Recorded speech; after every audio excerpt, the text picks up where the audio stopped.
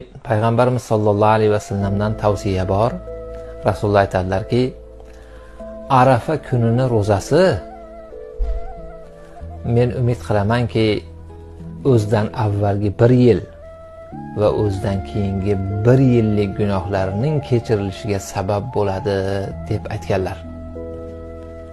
Yana bir gap borki, kim hayit kechasini tiriltirsa, ya'ni Arafa kuni ro'za tutdi, undan keyin hayitgacha bo'lgan kechani ibodat bilan o'tkazdi.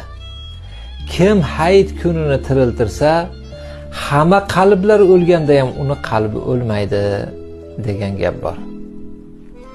Birodarlar, shu kunlarda hammalaringizga yaxshi go'zal ibodatlar Alloh taolo nasib etishini so'rab qolamiz.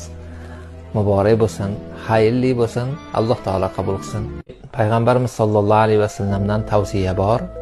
Rasululloh aytadilarki, Arafa kunini ro'zasi